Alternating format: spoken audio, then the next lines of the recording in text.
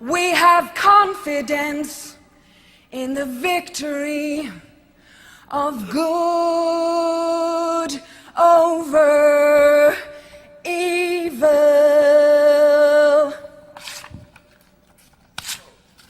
Fight the real enemy.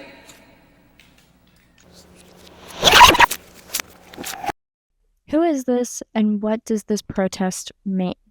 Sinead O'Connor is an Irish musician who rose to popularity in the late 1980s with her debut album, The Lion and the Cobra. You probably know her from this song.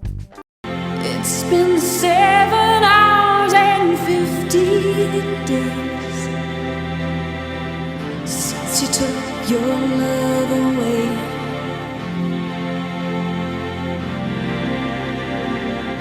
I go out every night and sleep all day. The clip shown earlier was from in 1992, where O'Connor ended her song by ripping up a picture of the then Pope. The reaction to this protest was overall pretty negative, with some critics calling the performance voodoo, and SNL responding the next week with host Joe Pesci. There was an incident on the show last week. Sinead O'Connor tore up a picture of the Pope, and I thought that was wrong. So I asked somebody to paste it back together. Joe, we have that picture? There.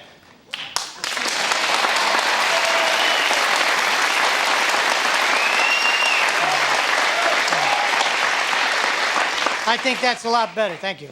Okay, case closed. Because if it was my show, I would have gave her such a smack.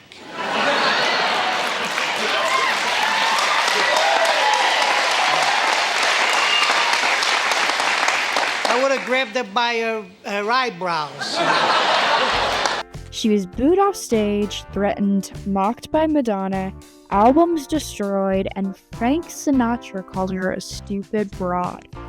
Many assumed her career was over. So why go after the church? Music and religion have gone together for centuries. Music was mentioned in the Bible as early as Genesis, when mankind itself is introduced.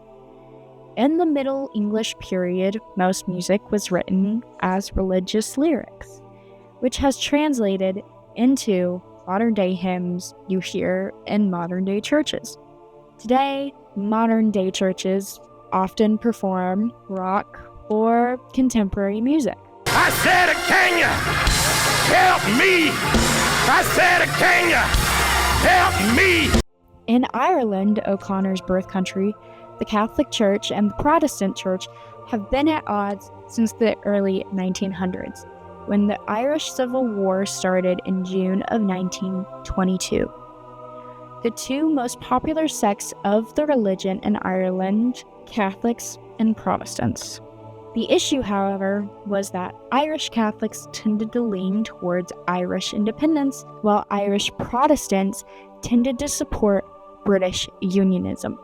These parties affected the collective Irish identity, therefore led to heavy conflict throughout the country. This led to both social and political divisions, including different neighborhoods and schools for Catholics versus Protestants. O'Connor said in an interview a month after the SNL incident that she did the protest because she felt the Catholic Church was partially to blame for the abuse she endured as a child, particularly sexual abuse. Several years later, as stories of systematic sexual abuse in the Catholic Church began to come out, O'Connor wrote, "As Ireland withstands Rome's offensive apology while an Irish bishop resigns, I ask Americans to understand why an Irish Catholic woman who survived child abuse would want to rip up the Pope's picture, and whether Irish Catholics, because we daren't say we deserve better, should be treated as though we deserve less."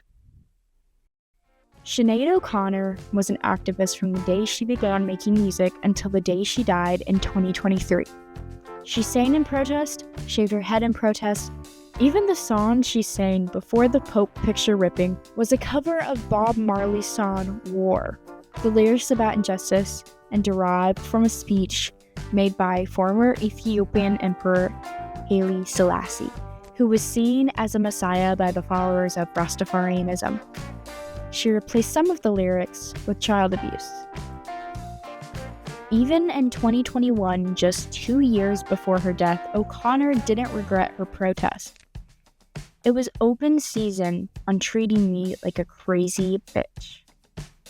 She felt making a popular song was where her career went wrong, and the incident set it back on the right track. It seems to me that being a pop star is almost like being in a type of prison. Her use of protest, not only through music, performance, being religion or politics, but a sort of unconforming to the popular mold, leads her legacy today.